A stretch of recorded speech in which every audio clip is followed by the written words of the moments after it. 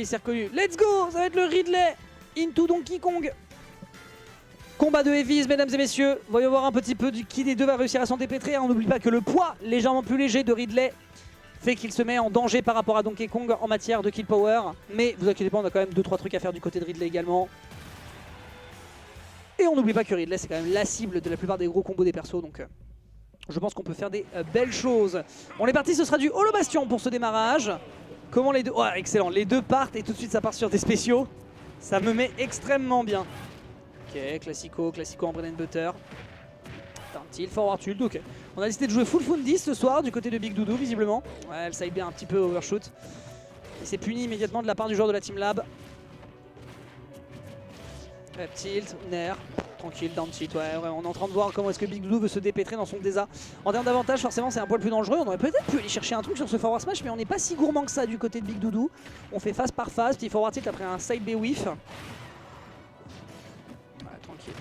Et ce sera un down smash qui va réussir à faire mouche directement à l'atterrissage. Ça couvrait pas mal de choses et le drop saut finit par être récompensé par un gigantesque Mescal Airlines façon Arbok. Très bon boulot pour le moment, belle ouverture.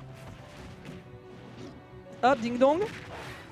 Ok, classico à 90 quasiment. Ok, bah écoute, belle reconnaissance des situations. Oh ouais, il n'y a pas beaucoup de hitstun, n'oublie pas. Entre 0 et 30 au niveau du hitstun, on a quand même des persos qui ont pas mal de réponses si jamais ils disposent d'un move qui n'a pas beaucoup de lag, notamment les aérios. Attention, ouais, on prend bien son temps, on n'a pas besoin d'être agressif. Le side B qui est malheureusement perdu dans l'autre sens. Et derrière un magnifique enchaînement qui est fait côté Arbok pour punir la majorité des techs sur cette plateforme. On est bon, on est très bon côté Arbok. Ça prend le kill avec le ding dong? Ça prend pas le kill avec le ding dong, donc c'est aux alentours des 95 visiblement, ou alors c'est peut-être la rage qui a fait une diff. Je crois qu'il était à 0 quand il le fait, donc au final non, je suis menteur. En tout cas, il y avait une petite fenêtre et elle a été malheureusement dépassée, ce faisant à 77%. Le forward smash qui était merveilleusement préparé du côté de Arbok, malheureusement, s'est planté. Dash attack qui ne passe pas, mais dans quel monde? Oh, et derrière le drop into back air phénoménalement fait de la part de Big Doudou. Et le forward smash qui est fait de l'autre côté pour punir directement revenge kill. Très bon taf ici qui est exécuté de la part d'Arbok. On rééquilibre les comptes, combat de Heavies, hein. Autant tout à l'heure contre les Diddy Kong, vous l'avez vu, ça a duré une éternité. Parce que le kill power il est pas là. Mais là par contre au niveau des patates, vous inquiétez pas. C'est du boulot. Ok, Nair landing, la durée de cette aériole. Side B, ça par contre, ouais, ça c'est moche. Ouais, ça par contre, ça c'est moche. Évidemment, la ridouillette. La ridouillette qui va directement lui arriver sur les gencives. On se perd au niveau de la Rico et je pense que de toute façon, même s'il n'y avait pas eu cette tech, on ne revenait pas quoi qu'il en soit. Bien vu ici du côté d'Arbok qui prend donc le premier point. On rappelle que c'est encore du best of 3. Côté Big Doudou. Côté Big Doudou, comment on rattrape cette difficulté?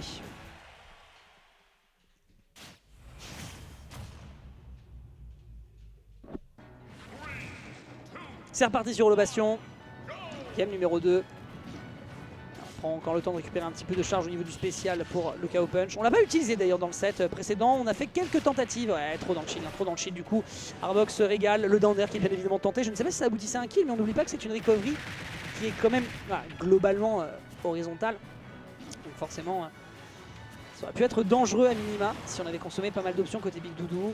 Le saut est consommé, l'air dodge, l'up B qui revient directement sur le terrain. Ça va quand même défensivement. On a 2-3 trucs qui permettent de se dépêtrer, mais c'est vraiment la caractéristique de Combo Food, hein, la victime de toutes les personnes quand il y a un nouveau perso qui sort. C'est lui qui reçoit, Side qui prendra pas encore le kill, hein. C'est pas Turning City ici. Ok, bien vu au niveau du Bifi, Arbok qui s'attendait à quelque chose d'un poil plus deep. On veut chercher du spike mais on se perd un petit peu et on oublie que l'adversaire dispose de beaucoup de sauts permettant de se calibrer pour aller chercher directement un grand back air. Mais c'est encore une fois le ding dong qui arrive cette fois-ci encore aux alentours des 95. Donc c'était vraiment dans un mouchoir de poche que ça se jouait sur la game précédente. Down B monsieur, vous êtes sérieusement? Ah oui, ok, 63%, c'est gratuit. Ça ne mange pas de pain. Attention à pas se prendre la doudouillette, hein. La ridouillette elle fait mal, hein. La ridouillette elle peut t'emmener dans des situations gravissimes et c'est vrai que c'est complètement worth it pour un Arbok qui voudrait surprendre quelqu'un qui pense qu'il a la confiance sur le bord de l'edge. Ok, tranquille, down throw, back air. Ouais, ça prend pas le kill, ça prend le kill avec le peu de rage dont il disposait. Mais ce perso de fou, Mark Forever, tu pouvais gagner le tournoi d'hier, qu'est-ce qui t'a pris de rester sur ton émo aux cheveux argentés? Je t'en supplie, retourne chez les singes. Oh là là, alors par contre au niveau des ressources on est un peu dans le sac. Ok, ça va.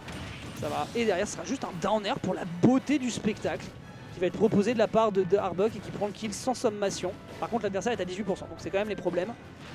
Parce que là, on a un début de phase qui est fait. Il n'y aura pas un deuxième back here. Ok. Et on est en train de bien mettre la pression là pour le moment du contre Arbok. Hop, ding dong. Non, ça prend pas le kill, rassurez-moi, merci. À 88 quand même, ce serait quand même un poil dommage. Mais derrière, le poids de Ridley qui ne va pas aider avec une grosse couverture au forward air à main jointe.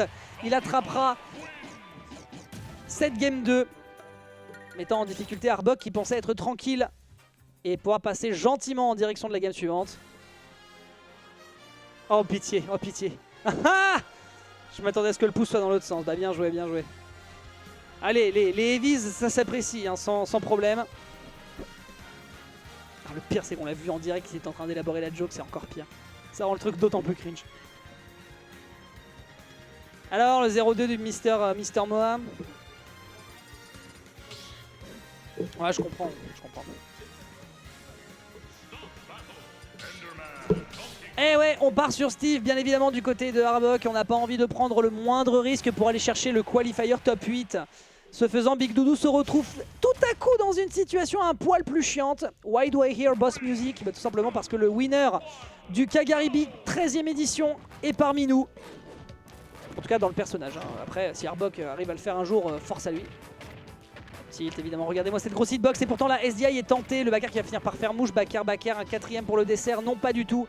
On ne propose pas véritablement de dessert. Il y a des snacks sucrés à la cause, mais on n'a pas de douceur suffisante. Bon bah vous noterez que le crâne, le gros front de Donkey Kong réussit à l'emporter sur le minecart. Okay, on s'en sort bien pour l'instant, on utilise des moves avec un peu de distance, le backer marche plutôt pas mal. On anticipe bien comment l'adversaire veut revenir sur le stage avec le side B. Écoute, c'est un even, on n'a pas eu l'occasion de récupérer par contre de l'item play, je ne sais pas si ça fait c'est une data particulière propre au personnage, attention à l'up tilt, et on avait de l'armor, c'était intelligent comme tentative de la part de Big Doudou.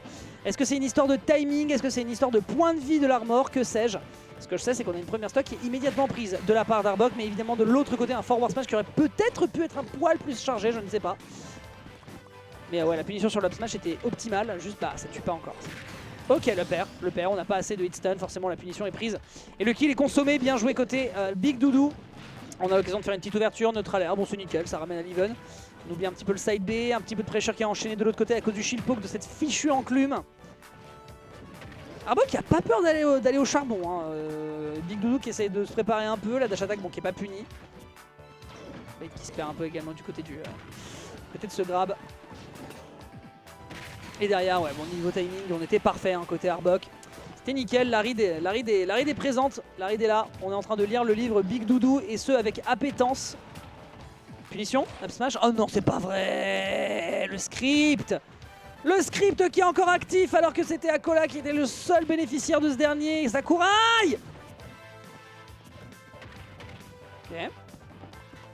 Ok, on profite de la plateforme, bon d'accord.